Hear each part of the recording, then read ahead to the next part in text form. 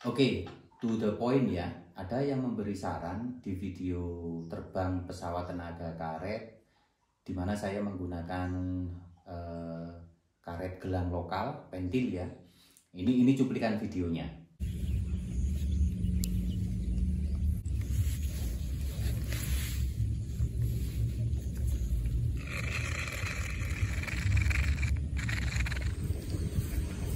Perasaan saya sedikit tidak enak ini.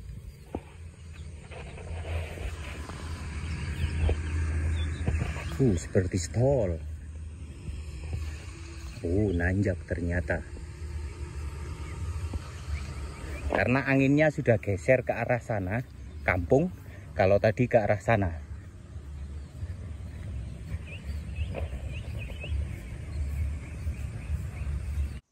Kemudian video lengkapnya saya cantumkan di deskripsi ya. Nah, sarannya begini. Dia menyampaikan, Pak D, padahal saya masih muda. Ya, jangan dipanggil Pak D, Om. Ya.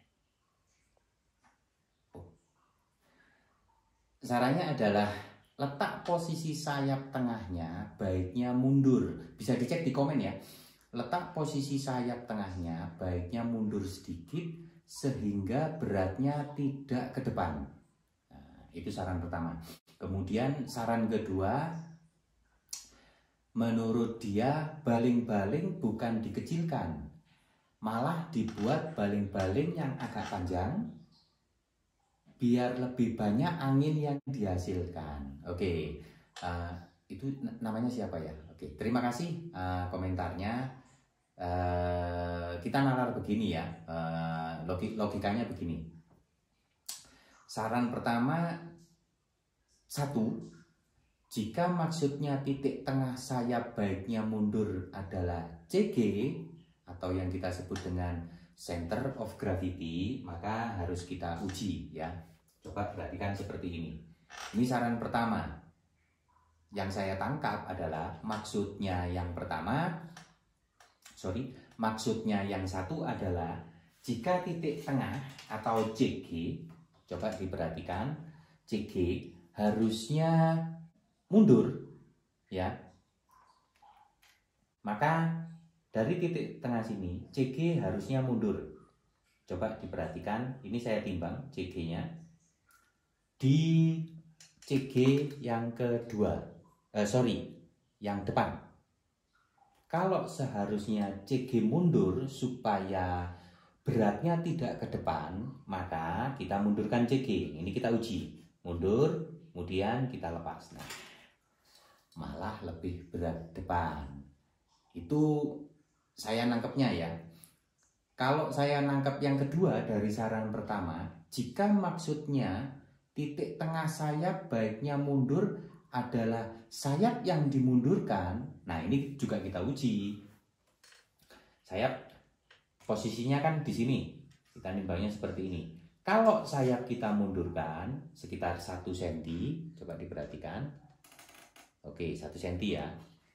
CG-nya tetap kita timbang, maka yang terjadi adalah, nah, berat depan juga. Itulah kenapa saran yang pertama itu malah terbalik ya. Jadi supaya tidak berat depan pada dasarnya, coba kita ini kan tadi pesawatnya berat depan. Ini kita tempatkan, kita di sini, ditempatkan di sini. Oke, supaya tidak berat depan, maka kita tambahkan beban di belakang. Bisa seperti ini. Jadi nanti kalau kita timbang, maka dia akan lebih naik. Oke ya. Jadi terbalik. Jadi bukan sayap mundur atau CG dimundurkan kalau ingin tidak berat depan. Atau sayap kita majukan 1 cm ya, kita coba. Kemudian kita timbang di titik CG yang sama. Nah, maka dia akan berat belakang.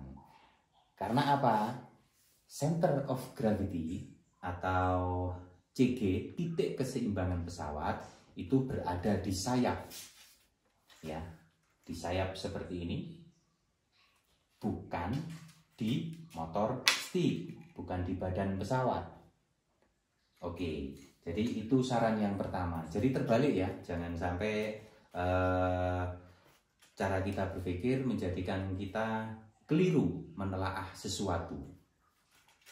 Kemudian kita masuk ke saran yang kedua.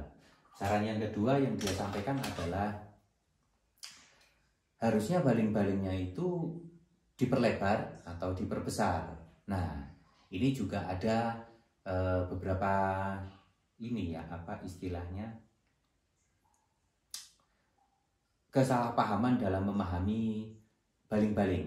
Pertama, baling-baling itu tidak berhubungan dengan angin karena dia berupa ulir atau biasa disebut air screw, skrup udara. Jadi kalau teman-teman membayangkan ini adalah skrup ya, skrup udara. Jadi teman-teman memutar satu kali putar itu majunya berapa sentimeter, berapa meter. Kalau hitungannya pitch dengan diameter propeller itu hitungannya ada di inci ya. Coba bayangkan seperti ini. Kalau bilahnya kita perbesar atau kita perlebar dengan karet yang sama, saya yakin teman-teman punya kekuatan beda-beda ya. Tapi kalau teman-teman sendiri, satu orang itu diujikan dengan 3 dayung, kecil, sedang, besar. Nah, coba bayangkan ya. Kemudian dengan baling-baling kecil, terlalu cepat kayuhannya, tapi lajunya lambat. Kemudian ganti dengan dayung yang lebih besar. Yang paling besar, yang nomor 3, baling-baling paling besar. Malah semakin berat. Torsinya atau kekuatan teman-teman itu tidak kuat. Akhirnya malah lama. Kemudian kalau teman-teman menggunakan dayung yang tengah, yang tidak kecil, juga tidak terlalu besar tadi, teman-teman bisa menghasilkan laju yang paling efisien dan paling efektif jarak tempuhnya. Jadi bisa dibayangkan seperti itu ya. Itu yang paling mudah, meskipun logika aslinya adalah baling-baling itu adalah skrup udara. Nah, dari sini ya keliru juga gitu loh. Jadi tidak berhubungan dengan apa istilahnya tadi, angin yang dihasilkan. Nah, kalau teman-teman memperbesar, coba diperhatikan ini, memperbesar bilah baling-baling, memperlebar chordnya, atau memperpanjang diameternya, seperti ini kan lebih besar, lebih lebar ya, lebih lebar, maka akan semakin pelan. Kenapa? Karena karetnya masih karet yang sama. Seperti itu. Jadi, oh berarti bisa ya dengan baling-baling diperbesar, diperlebar, dengan karet ganti ukurannya dengan yang lebih besar. Jawabannya adalah bisa. Ya. Jadi kalau di situ disampaikan baling-balingnya diperlebar atau diperpanjang diameternya, maka dengan karet yang sama lajunya akan semakin lambat.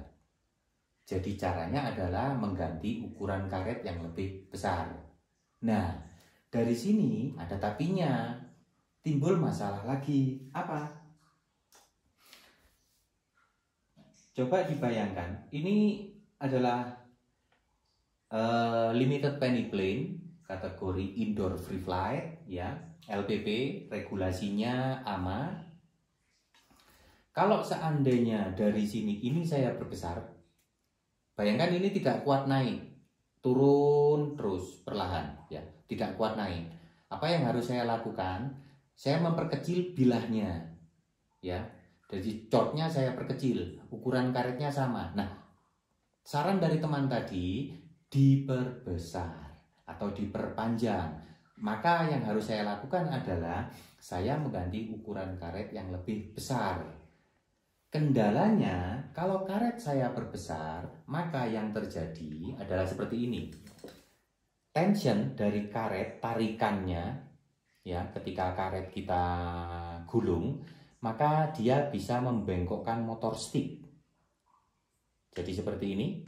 Kalau dia terkena karet yang lebih besar, motor sticknya semakin bengkok. Memang kalau indoor diperlukan, tapi ada hitungannya berapa derajat ini harus turun.